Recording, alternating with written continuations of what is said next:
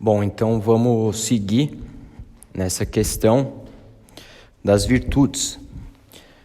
As virtudes, claramente, são elementos transcendentes, são elementos simbólicos, os quais nós apenas conseguimos gravitar em direção.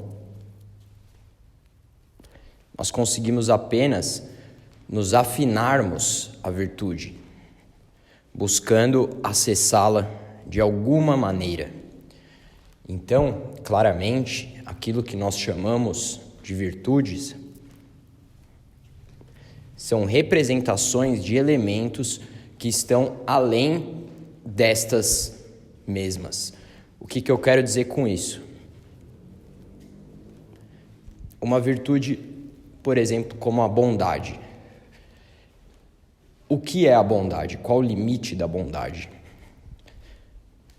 No sentido transcendental, a bondade não tem limites, ela é infinita. Na vida prática, já não é bem assim. Então, o que eu consigo fazer no meu cotidiano é me afinar um pouco à virtude da bondade e cada vez buscar me afinar mais em direção a essa. Então, o que é curioso é que as virtudes são complementares. Então, como que eu faço para ser uma pessoa mais bondosa? Eu preciso me tornar mais corajoso. Como que eu me torno mais corajoso? Me tornando mais humilde. Como que eu me torno mais humilde? Me tornando resiliente. Como que eu me torno resiliente? Me tornando mais forte, mais flexível. E assim por diante. As virtudes comunicam-se entre si, o que implica a possibilidade transcendente de uma virtude unificada, superior a todas as essas, que é um símbolo ao qual nós conseguimos captar parcialmente através da própria palavra virtude, quando buscamos entrar em contato com essa palavra como se essa fosse um elemento vivo, real de fato. Embora nós não consigamos captar plenamente a virtude suprema, quando nós a concebemos como algo real, nós automaticamente a concebemos como possibilidade e podemos caminhar em direção a essa. Especialmente no mundo hoje, a forma como a gente vive, na maioria das vezes, faz com que a gente se afaste dessa virtude. E, para que a gente possa gravitar em direção à virtude, a gente precisa aprender a transcender o mundo. Para isso, a gente precisa transcender os nossos condicionamentos, os nossos automatismos.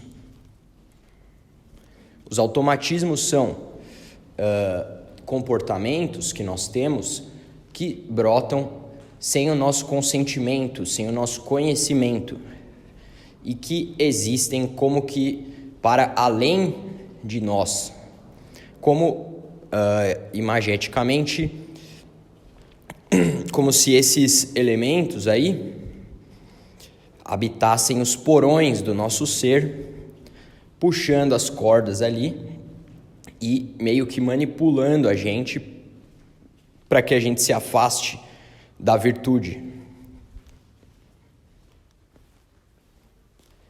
Então é muito importante que a gente saiba silenciar nossa mente, observar nossa respiração, praticar a meditação, praticar a oração todos os dias para que a gente possa estar se afinando às virtudes primordiais. Isso é muito importante e eu creio de fato que esse é o único caminho para que a gente consiga finalmente harmonizar nossa civilização. Todos os outros meios, aí que existem, quando eles não estão afinados às virtudes, eles propõem soluções que muitas vezes causam novos problemas. E esses novos problemas causam novos problemas e assim por diante. Isso a gente vê constantemente na nossa vida e parece que vai se tornando cada vez mais uma bola de neve, né? Uma panela de pressão prestes a explodir. E também cabe aquela analogia de como você cozinha um sapo. Você deixa o fogo bem baixo, deixa ele ali, aí ele fica ali de boa, curtindo. Que aguinha morninha gostosa. Quando o negócio começa a ferver, esquentar, ele não consegue mais sair, a panela também já está quente, ele queima as patas no metal da panela e acaba ficando ali e se tornando fonte de alimento para quem irá consumir a carne do anfíbio.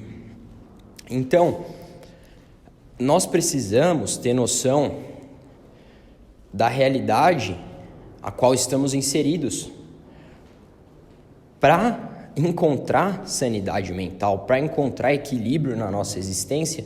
A gente precisa saber o que tem ao nosso redor. Toda essa bagunça, todo esse caos, essa desorganização, essa luta por poder, essa manipulação dos fatos, dos dados. A gente precisa ter consciência dessas coisas para que a gente possa retomar o controle do nosso ser, para que a gente possa buscar o caminho de afinação em direção às virtudes. Precisamos gravitar constantemente em direção às virtudes. Essa é a base primordial para que possamos ter uma sociedade coerente. Caso contrário, vamos sempre estar em meio ao caos, à bagunça, como vemos constantemente. Nós precisamos também saber lutar pelos nossos direitos através das vias legais. Isso é uma atitude que mostra coragem e mostra também amor ao próximo.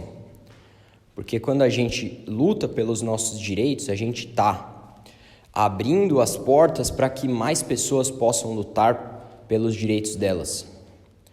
Claro que para isso as pessoas precisam ter os meios de ação para lutar, e a maioria da população aqui do Brasil não tem esses meios, mas existem outros meios também. As pessoas podem se organizar para resolver um problema. Por exemplo, se um vizinho tem um problema legal com outro vizinho e ele precisa resolver isso, mas ele não tem o capital. Se ele vive em uma comunidade em que as pessoas estão buscando as virtudes, elas vão se reunir para auxiliar esse vizinho a resolver o problema dele. Podem até fazer uma vaquinha para pagar o advogado, para ajudar essa pessoa a resolver o problema. Então, outro ponto que a gente vê na nossa civilização é que o egoísmo tem sido cada vez mais glorificado. E é compreensível, porque a vida como nós vivemos hoje, ela exige que a gente tenha um grau profundo de individualismo, porque é muita competição, muito problema econômico, né?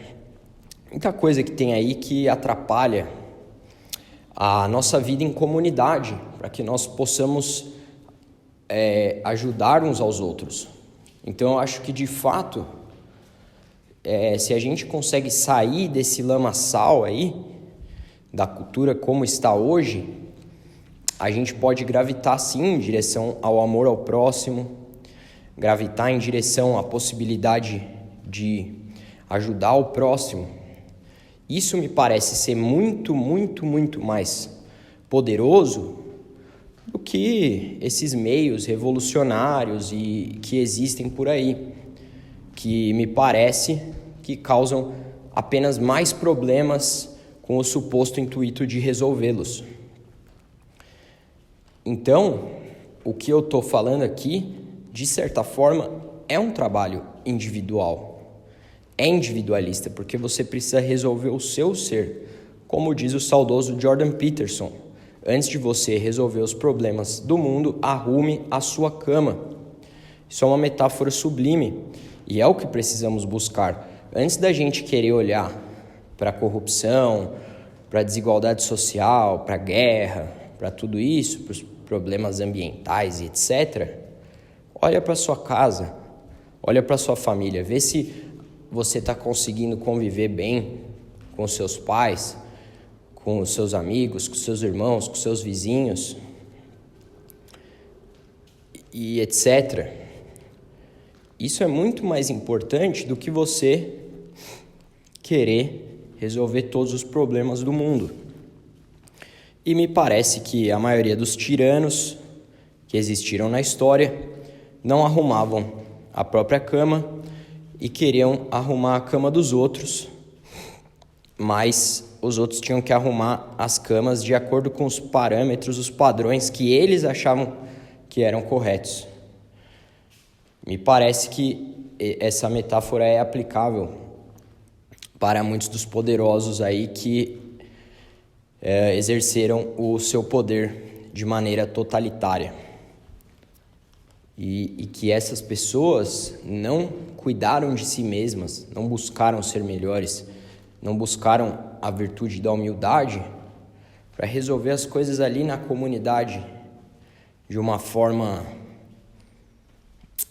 harmônica de fato, mas que estavam apenas buscando fugir de si mesmos, projetando seus problemas para o mundo e automaticamente projetando as suas sombras para o mundo, seus aspectos abissais, e causando miséria, mortes e etc. Então, eu acho que a gente tem sim que parar um pouco com essa palhaçada que a gente está vendo hoje, sabe? Porque realmente o debate público se tornou uma manifestação sombria. Então é um atacando o outro, fala-se muito pouco sobre projetos de fato, sobre os custos dos projetos, do como você vai lidar com isso economicamente, sabe? Então fica uma coisa muito superficial, parece um teatro. E uma analogia que eu acho coerente é a do circo. Me parece que a nossa sociedade tem se tornado cada vez mais um circo. E se a gente consegue ser o espectador de um circo, a gente consegue ter certa leveza para presenciar a total insanidade da nossa civilização,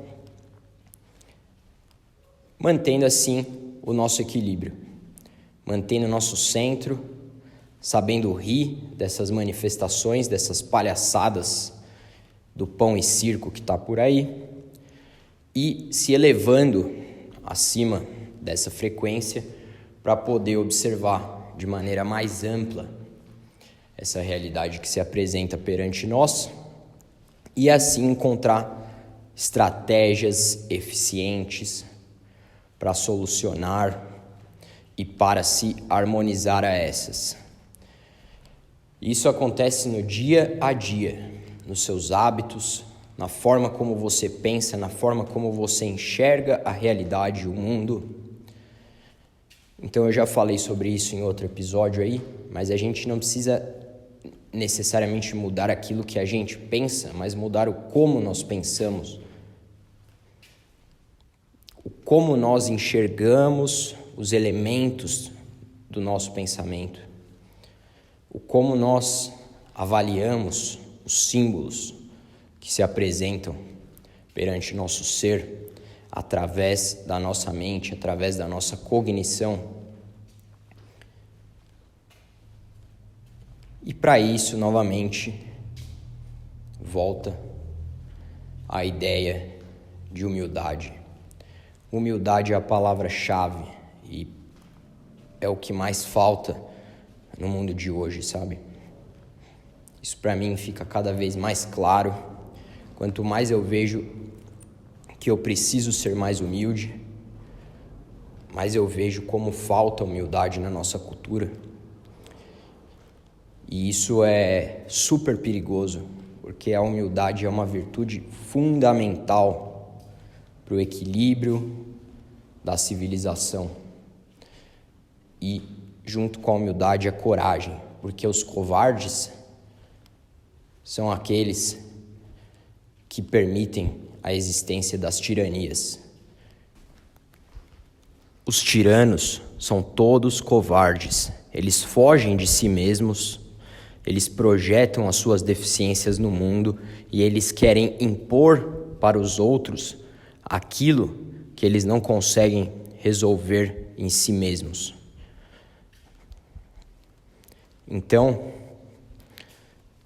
para mim, pelo menos, fica muito claro que para sermos bondosos, precisamos ser corajosos. Para sermos corajosos, precisamos ser humildes. E eu não estou aqui pregando como se eu fosse o ápice da virtude, mas ao menos eu me vejo buscando gravitar em direção a essas, buscando me tornar um ser mais virtuoso a cada dia, falhando constantemente, mas continuando nesta empreitada em direção à virtude sublime, primordial e transcendente.